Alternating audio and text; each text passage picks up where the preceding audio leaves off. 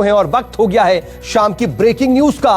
अगले आधे घंटे आप देखेंगे दिन भर की तमाम बड़ी खबरें। बने रहिए हमारे साथ। और बुलेटिन में सबसे पहले जो खबर आपको बता रहे हैं वो मुंबई से है और ये सीधी तस्वीरें भी इस वक्त आपको दिखा रहे हैं। दरअसल मुंबई में एक बिल्डिंग गिर गई है और आप देखिए कि किस तरह की वहां पर स्थिति है और अब तक 2 लोगों को निकाला गया है। रेस्क्यू ऑपरेशन वहां पर जारी है, लेकिन कुछ लोगों के इस मलबे में फंसे होने की आशंका है। मुंबई से इस वक्त ये बड़ी खबर, मुंबई में एक बिल्डिंग ढह गई। बीते दिनों बेतहाशा बारिश हुई है मुंबई में और अभी भी रुक रुक करके लगातार वहां पर बारिश हो रही है और इन सब के बीच एक बार फिर से मुंबई में एक बिल्डिंग जमींदोज हो गई और इसमें कई लोगों के दबे होने की आशंका है। मलबे में 2 लोगों को अब तक मलबे से बाहर निकाला गया है। अरे बाप रे बाप। तकरीबन हर साल ये स्थिति देखने को मुंबई में मिलती है। देश की आर्थिक राजधानी में कई जगहों पर जो बिल्डिंग्स है वो इतनी जर्जर है कि वो बारिश नहीं झेल पाती। विनोद जगदाले मेरे सहयोगी मेरे साथ जुड़ रहे हैं। विनोद, कहां का इलाका, किस जगह पर और कैसे हुआ हादसा, कुछ जानकारी? देखिए, मुंबई में 2 वाकये हुए हैं। करीब 2 से ढाई घंटे पहले मुंबई के मलाड इलाके में एक ग्राउंड प्लस 2 का एक चाल का जैसा एक मलबा था, चाल का, वो गिर गया है। इसके अलावा अभी कुछ देर पहले ही मुंबई का जो सीएसटी इलाका है, सबसे दक्षिण मुंबई का अहम इलाका जीपीओ, उसके सामने मोहन मेंशन नाम की यह बिल्डिंग है और बिल्डिंग काफी सालों पुरानी है। ये बिल्डिंग फिलहाल वहां पर गिर गई है और वहां पर बचाने का कार्य वहां पर लगातार फायर ब्रिगेड का जारी है। आप विजुअल से भी देख पा रहे होंगे कि दक्षिण मुंबई का अहम इलाका है, वहां पर ये बिल्डिंग वहां पर गिरी है और फिलहाल वहां पर फायर ब्रिगेड हो, एनडीआरएफ की टीम है और स्थानीय लोग वहां पर। मैं आपसे सबसे पहले आपसे ये जानना चाहूंगा कि अंदर से क्या खबर मिल रही है। क्या इस जो आप बता रहे हैं बिल्डिंग, उसमें लोग रहते थे, परिवार थे? अगर थे तो कितने लोग अंदर दबे हो सकते हैं, क्या आशंका है? क्योंकि 2 लोगों को अभी निकाला गया सर। देखिए, स्थानीय लोगों से वहां पर पुलिस प्रशासन की बात चल रही है, लेकिन बिल्डिंग काफी पुरानी थी, उसमें लोग रह रहे थे और उन लोगों के दबे होने की आशंका वहां पर जताई जा रही है। फिलहाल आपको पता ही होगा कि फिलहाल कोरोना के चलते हालांकि मुंबई में लॉकडाउन नहीं है, लेकिन लोग ज्यादा घरों से बाहर नहीं निकल रहे हैं, घरों में ही बैठे हैं। तो कहीं ना कहीं घरों में रहने वाले ऐसे कुछ लोग उस मलबे में दबे होने के आसार वहां पर बताए जा रहे हैं। जी ठीक है विनोद, आप नजर बना रखिएगा। चलिए, इस वक्त की हम तस्वीरें भी आपको दिखा रहे हैं। वहां पर रेस्क्यू ऑपरेशन चल रहा है और जीपीओ के सामने वाली मोहन मेंशन बिल्डिंग है जो कि गिरी है, वहां पर इस वक्त रेस्क्यू ऑपरेशन चल रहा है। 2 लोगों को अभी मलबे से निकाला गया है। बहरहाल बढ़ते आगे और अगली ब्रेकिंग न्यूज बिहार के गोपालगंज से है, जहां पर 29 दिन पहले बना एक पुल ढह गया और इसी पुल का मुख्यमंत्री नीतीश कुमार ने 1 महीने पहले 16 जून को उद्घाटन किया था। पहली बार में पुल का बड़ा हिस्सा बह गया और यह पुल बिहार के पारण, तिरहुत और सारण समेत कई जिलों को आपस में जोड़ता है। पुल टूटने से आवाजाही पूरी तरह से बाधित हो गई है। आप ये तस्वीरें देखिए कैसे पुल का यह बड़ा हिस्सा पूरी तरह से टूट चुका है। 264 करोड़ की लागत से इस पुल का निर्माण हुआ था और 70 घाट पुल का निर्माण किया गया था 264 करोड़ की लागत से। 8 साल में यह पुल बन करके तैयार हुआ था, लेकिन पहली ही बारिश में इसका एक बड़ा हिस्सा टूट गया।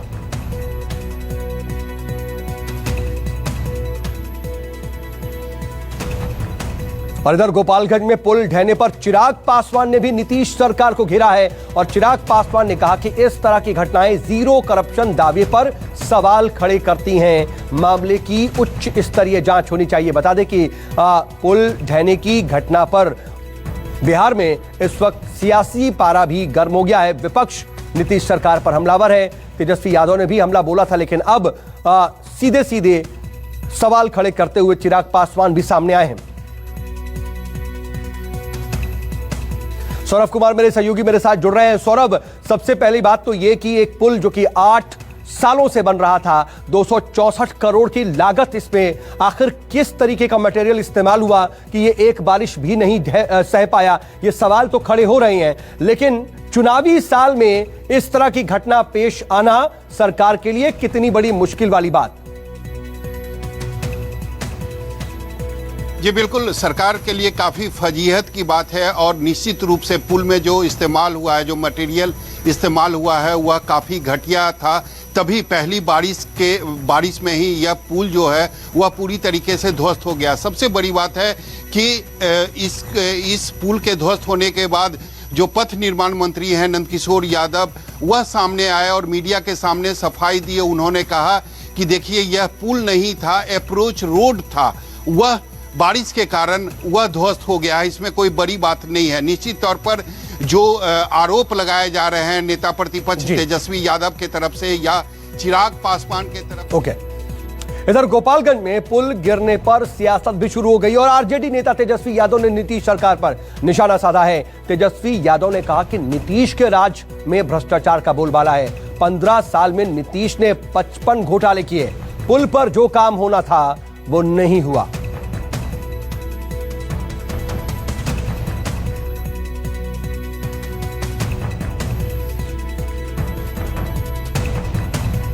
इन सबके बीच बिहार के सुपौल से हैरान करने वाली तस्वीरें सामने आई है।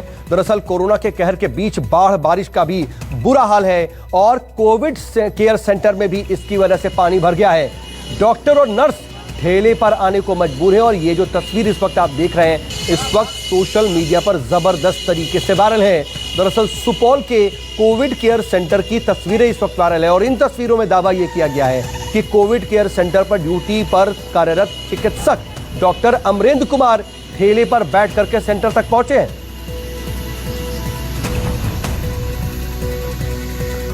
और अब बात मध्य प्रदेश की, जहां पर खरगोन से सैलाब की खौफनाक तस्वीरें सामने आई हैं। यहां पर बाइक से जा रहे 2 शख्स बह गए और बताया यह जा रहा है कि गांव रायसागर में अचानक आए सैलाब से पुल के ऊपर पानी आ गया। इससे 2 जो बाइक सवार थे वो बाइक समेत बह गए। हालांकि गांव वालों की मुस्तैदी से दोनों बाइक सवारों की जान बचा ली गई।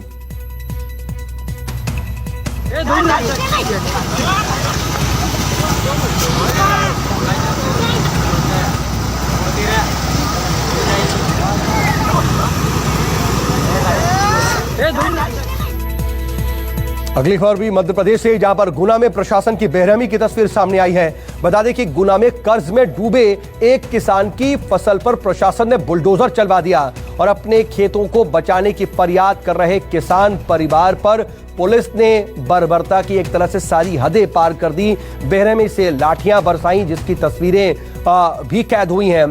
बता दें कि फसल बर्बाद होने और कर्ज ना चुका पाने जैसी हालत को देखते हुए सदमे में जो ये किसान दंपति थी, उसने कीटनाशक भी पुलिस के सामने ही पी लिया। बेरहमी की तस्वीरें वायरल होने के बाद गुना के डीएम और एसपी को हटा दिया गया है।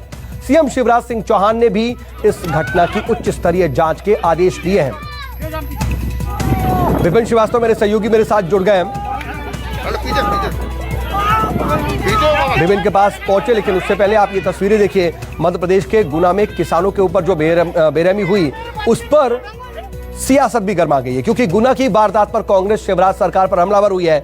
महासचिव प्रियंका गांधी और पूर्व सीएम कमलनाथ ने शिवराज सरकार पर निशाना साधा है। कमलनाथ ने कहा कि अधिकारियों को सिर्फ दिखावे के लिए सस्पेंड किया गया। प्रियंका गांधी ने गुना की घटना को बीजेपी के चाल चरित्र से जोड़ा। प्रियंका गांधी ने इसको लेकर के बाकायदा ट्वीट किया। प्रियंका ने अपने ट्वीट में लिखा, गरीबों पर हमला, दलितों पर हमला, किसान पर हमला, लोकतंत्र पर हमला। यही तो है भाजपा का चाल चरित्र और चेहरा। इस अन्याय के खिलाफ कांग्रेस जी जान से लड़ेगी। इस तरीके से प्रियंका गांधी सीधे हमलावर रही शिवराज सिंह चौहान पर।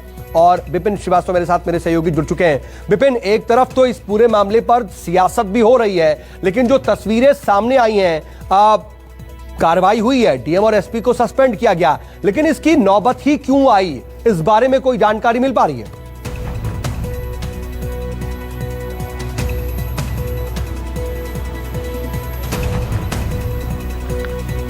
जी देखिए, बिल्कुल, क्योंकि जिस तरह से इस पूरे मामले को गुनाह का मामला था और जिस तरह से इस पूरे मामले पर सियासी रंग दे दिया है, उस बीच में ये बड़ी बात है, क्योंकि जिस तरह से जो किसान थे, दलित किसान, उसके परिवार को जो बेरहमी से प्रशासन और पुलिस के अमले ने जिस तरह से उनके साथ व्यवहार किया गया, उसके बाद ये वजह साफ है कि जो सरकारी जमीन थी वो उस पर लगातार ये खेती कर रहे थे और उसके बाद वो जो जमीन पर इसको किराए से लिया था और इसकी जो किसान है इसकी कोई गलती नहीं थी क्योंकि ये खुद किराए से इस जमीन पर खेती कर रहा था। लेकिन बड़ा सवाल यह है कि आखिरकार प्रशासन का अमला उस वक्त क्यों नहीं पहुंचा जब इस जमीन पर कब्जा किया गया था, उस वक्त क्यों नहीं पहुंचा प्रशासन का अमला जब ये सरकारी जमीन को लोग हथिया रहे थे और लगातार कई सालों से यहाँ खेती कर रहे थे। आखिरकार तब जागा जब ये परिस्थितियां बनी और अब जब जागने के बाद भी ये जो कार्रवाई हुई है वो कहीं ना कहीं किसान के परिवार के साथ हुई है। सवाल ये भी कि क्या किसी और तरीके से इस मामले को नहीं निपटाया जा सकता था, खाली कराना था तो क्या किसान जो गुहार लगा रहा था उसकी बात नहीं सुनी जा सकती थी। इन सब के बीच कोरोना के कहर पर 3 देशों से अच्छी खबर आई है। ब्रिटेन के ऑक्सफोर्ड यूनिवर्सिटी की बनाई गई वैक्सीन के शुरुआती ट्रायल के नतीजे आज सामने आ सकते हैं। बता दें कि वैज्ञानिकों को यह भरोसा है कि सितंबर तक वैक्सीन उपलब्ध भी हो जाएगी। इधर इन सब के बीच रूस की सेना ने भी दावा किया है कि जुलाई के आखिर तक वैक्सीन पूरी तरह से तैयार हो जाएगी और अमेरिकी कंपनी मॉडर्ना इंक ने वैक्सीन के बारे में यह दावा किया है कि वैक्सीन अपने पहले ट्रायल में पूरी तरह से सफल रही है। दिव्या अग्रवाल मेरी सहयोगी मेरे साथ जुड़ गई हैं। दिव्या, देखिए अलग अलग देश लगातार जो वैक्सीन है उसका ट्रायल कर रही हैं, लेकिन जो आज खबर आई एक तरह से 3 देशों में जो स्टेज नजर आ रही है वैक्सीन के ट्रायल की वो काफी सुखद है और लग रहा है कि अब ये जल्दी उपलब्ध भी होगी लोगों को। बिल्कुल, देखिए ये बहुत ही सकारात्मक खबर आई है। पहले अमेरिका, फिर रूस और अब ब्रिटेन की ऑक्सफोर्ड यूनिवर्सिटी। जून और जुलाई का महीना, मई या जून का महीना वो था जब एक्सपेरिमेंट्स हो रहे थे, ट्रायल हो रहे थे और अब वो स्टेज आ चुकी है जब ट्रायल के परिणाम आने सामने आ रहे हैं। 5000 से ज्यादा लोगों पर जो है वो ये ह्यूमन ट्रायल जो है वो ब्रिटेन की ऑक्सफोर्ड यूनिवर्सिटी ने किया था और काफी हद तक सकारात्मक भी रहा, चूंकि उनका वैज्ञानिकों का ये दावा है कि 80% तक कोरोना के जो मरीज थे वो इस वैक्सीन से ठीक हो सकते हैं। ना सिर्फ ये एंटीबॉडीज बना रही हैं बल्कि व्हाइट ब्लड सेल्स भी बना रही हैं जो कि मनुष्य में प्रतिरोधक क्षमता को बढ़ा रहा है। यानी कि ये बहुत ठीक है। तो अब अच्छी खबर का इंतजार है। इधर कोरोना पर पटना एम्स से भी अच्छी खबर सामने आई है। पटना एम्स का यह दावा है कि एक युवक पर कोरोना वैक्सीन का ट्रायल किया गया। कोरोना की यह दवा हैदराबाद की भारत बायोटेक कंपनी और आईसीएमआर ने बनाई है मिलकर और दवा का ट्रायल पटना एम्स समेत देश के 12 संस्थानों में होना है। अभी तक देश में ऐसा ट्रायल किसी भी संस्थान ने नहीं किया। वैक्सीन के बाद युवक को 4 घंटे तक ऑब्जर्वेशन में रखा गया, फिर उसे घर भेज दिया गया। अमिताभ ओझा मेरे सहयोगी मेरे साथ जुड़ गए हैं। अमिताभ, जो पटना से खबर आई उसके बारे में और डिटेल क्या है? एम्स ने ये इजाद किया है और पटना एम्स में ये ट्रायल हुआ है, ह्यूमन ट्रायल हुआ है, पहली बार कोरोना वैक्सीन का ह्यूमन ट्रायल हुआ और इसमें अभी फिलहाल कल जहां एक युवक को ये डोज दी गई थी वहीं आज जो है 6 अन्य युवक जो इसके लिए चुने गए थे जो सारे टेस्ट में पास हुए तो उन्हें आज सैंपल में आज उन्हें कोरोना वैक्सीन का जो ट्रायल है ह्यूमन ट्रायल में उन्हें आज पहली डोज दी गई है। अब इन्हें 7 दिन के बाद बुलाया जाएगा और उसके बाद 14 दिन के बाद अभी तक 50 लोगों को करने की योजना है और जो एम्स की मेडिकल टीम है उसका मानना है कि जो शुरुआती 2 लक्षण है तो 4 घंटे ऑब्जर्वेशन कल भी रखा गया था, आज इन्हें दिया। तो अब उम्मीद है कि जल्द ही इसके और भी सकारात्मक नतीजे सामने आएंगे। इधर राजस्थान में सियासी हलचल पर खबर यह है कि हाई कोर्ट में सचिन पायलट गुट के विधायक की याचिका पर सुनवाई शाम 7:30 बजे होगी। स्पीकर ने दरअसल पायलट समेत 19 विधायकों को नोटिस भेजा है। नोटिस के खिलाफ राजस्थान हाई कोर्ट पहुंचे हैं सचिन पायलट और पायलट की तरफ से हरीश साल्वे और विधानसभा अध्यक्ष की तरफ से अभिषेक मनु सिंघवी ने दलीलें पेश की हैं। केजे श्रीवास्तव मेरे सहयोगी मेरे साथ जुड़ गए। श्रीवास्तव, इस पूरे मामले पर ताजा अपडेट आपसे जानना चाहेंगे। जी देखिए, लगता है कि ये राजनीतिक संकट पूरा अब कानूनी दांवपेच में उलझता जा रहा है क्योंकि सचिन पायलट गुट की ओर से आज दोपहर को ही एक याचिका अदालत में लगाई गई थी राजस्थान हाई कोर्ट में और उसमें कहा गया था कि स्पीकर का फैसला जो उन्हें बुलाया गया नोटिस दिया गया उसे गलत ठहरा जाए। फिर जैसे ही मामले की अदालत में सुनवाई हुई उसके तत्काल बाद सचिन पायलट गुट की ओर से यह कह दिया गया कि चूंकि ये पूरा मामला दल बदल कानून से जुड़ा हुआ है, संविधान की 10वीं अनुसूची से जुड़ा है, ऐसे में उन्हें संशोधन याचिका दायर करने के लिए कुछ वक्त दिया जाए। अदालत ने वक्त दिया और उसके एक 1 घंटे बाद ही एक बार फिर से सचिन पायलट का गुट अदालत पहुंच गया और अब अदालत इस बात पे विचार कर रही है कि चूंकि मामला संविधान संशोधन या 10वीं अनुसूची से जुड़ा हुआ है, तो ऐसे में इसे सिंगल बेंच में किया जाए या डबल बेंच में इसकी सुनवाई होनी चाहिए, डिवीजन बेंच में। तो इस तरह के देखना होगा कि आगे अब जब इस पर सुनवाई होगी तो कोर्ट का क्या रुख रहता है। लेकिन इधर राजस्थान में अशोक गहलोत और सचिन पायलट की तल्खी के बीच एक बार फिर सुलह की भी कोशिशें हुई हैं। कांग्रेस महासचिव प्रियंका गांधी ने सुलह की एक बार फिर से कोशिश शुरू की। दरअसल खबर यह है कि प्रियंका गांधी ने केसी वेणुगोपाल और अहमद पटेल को सचिन पायलट से बात करने के लिए कहा है। इससे पहले भी प्रियंका गांधी ने सचिन पायलट से बात की थी, लेकिन सचिन पायलट नहीं माने थे। कांग्रेस की कोशिश यह है कि अगर सचिन पायलट बीजेपी में नहीं जा रहे हैं तो कांग्रेस में ही उनकी वापसी हो जाए, वो वापस लौट आए। पॉलिटिकल एडिटर रमन कुमार मेरे साथ, मेरे सहयोगी जुड़ गए हैं। रमन, ये जो कोशिश है इससे पहले एक बार हो चुकी है, अब दोबारा कोशिश की जा रही है, लगता है क्या इसका कुछ नतीजा होगा सकारात्मक तौर पर कांग्रेस के लिए? देखिए सऊद, इसकी सबसे बड़ी वजह है कि सचिन पायलट लगातार ये बात कहते रहे हैं कि वो बीजेपी में शामिल क्यों होंगे, वो कांग्रेस पार्टी के सिपाही हैं। और दूसरी बात कि उन्होंने कहा है कि आलाकमान को वो लगातार बताते रहे हैं कि डिप्टी सीएम वो नहीं बनना चाहते थे, लेकिन राहुल गांधी के इंटरवेंशन के बाद वो डिप्टी सीएम जरूर बने। लेकिन जो मंत्रालय उनको दिया गया है या जो विधायकों का काम है वो काम सही तरीके से नहीं हो रहा है। मैनिफेस्टो के में जो वायदा कांग्रेस पार्टी ने किया था वो नहीं निभाया जा रहा है। इस सारी बातों की जानकारी कांग्रेस आलाकमान को है और कांग्रेस आलाकमान ये चाहती है कि सचिन पायलट या उनके समर्थक जितने भी 21 से 25 विधायक हैं वो कांग्रेस पार्टी के अंदर रहें। भले ही अशोक गहलोत ने अपनी ताकत दिखा दी है, सरकार को कोई खतरा नहीं है, लेकिन सचिन पायलट जैसे विश्वसनीय तो यही वजह है कि एक बार फिर से कोशिश हो रही है कि उन्हें वापस बुला लिया जाए। लेकिन इन सब के बीच एक खबर यह कि सुशांत सिंह राजपूत सुसाइड मामले में एक नया मोड़ आ गया है। सुशांत सिंह की गर्लफ्रेंड रिया चक्रवर्ती ने सीबीआई जांच की मांग की है। रिया चक्रवर्ती ने दरअसल गृह मंत्री अमित शाह से सीबीआई जांच की मांग की है। ट्वीट करके उन्होंने ये मांग की है। उन्होंने लिखा कि आखिर सुशांत पर किस बात का दबाव था, सारी बात सामने आनी चाहिए। खुल करके रिया चक्रवर्ती ने यह पहला ऐसा रिएक्शन दिया है और इसमें सीधे तौर पर सीबीआई जांच की मांग की है रिया ने। और इधर महाराष्ट्र के सीएम उद्धव ठाकरे और आदित्य ठाकरे के खिलाफ विवादित ट्वीट का मामला, यह कि नागपुर में ट्वीट करने वाले समेत जो सुमित ठक्कर है उस पर मुकदमा दर्ज हो गया है। ट्वीट करने वाले समेत ठक्कर को फॉलो करते हैं प्रधानमंत्री नरेंद्र मोदी भी। समेत ठक्कर ने उद्धव ठाकरे को दरअसल औरंगजेब और आदित्य ठाकरे को बेबी पेंगुइन कहा था और इसके बाद ट्वीट ट्रेंड कर गया और एफआईआर दर्ज होने के बाद समेत ठक्कर की मुश्किलें भी बढ़ गई हैं। अगली खबर भारत चीन सीमा विवाद मामले से जुड़ी हुई। दरअसल चीन से जारी बातचीत पर सेना ने बयान जारी किया है। सेना ने कहा है कि दोनों देश डिसएंगेजमेंट के लिए प्रतिबद्ध हैं और डिसएंगेजमेंट की प्रक्रिया मुश्किल है। सेना के बयान के मुताबिक बातचीत से डिसएंगेजमेंट की प्रक्रिया आगे बढ़ी है। दोनों देश अब पुरानी स्थिति बहाल करने पर सहमत हैं और पुरानी स्थिति पर ही दोनों सेनाएं वापस जाएंगी। अमित कुमार मेरे सहयोगी मेरे साथ जुड़ गए। अमित, सेना ने यह बयान जारी करके कहा है, लेकिन यह प्रक्रिया अभी देखिए लगातार चली रही है, लेकिन लगता है कि अभी तक पुरानी जो पोजीशन है वो बहाल हुई नहीं है।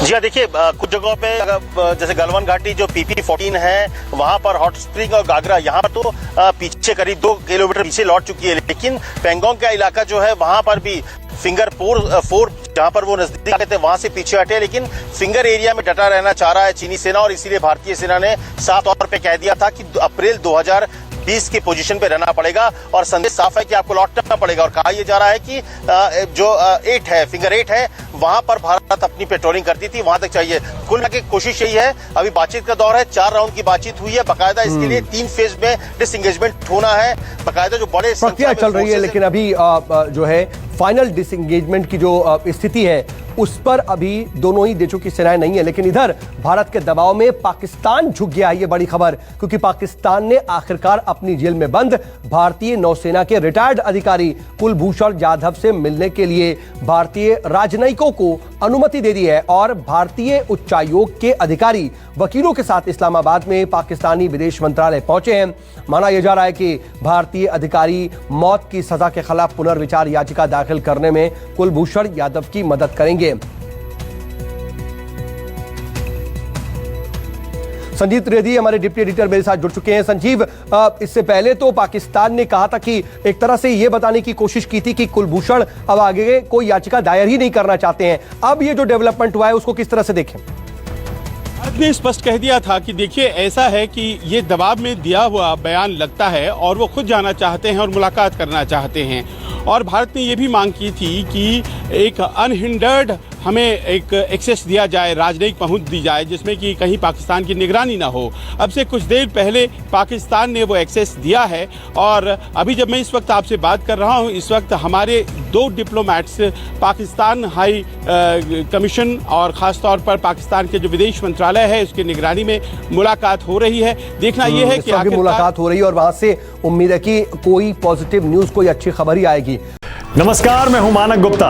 अगर आपको हमारा ये वीडियो पसंद आया हो तो इसे लाइक और शेयर जरूर करें और हाँ, हमें सब्सक्राइब और फॉलो करना ना भूलें ताकि आप देश और दुनिया की कोई खबर मिस ना करें। तो जुड़े रहिए हमारे साथ और देखते रहिए न्यूज़ 24।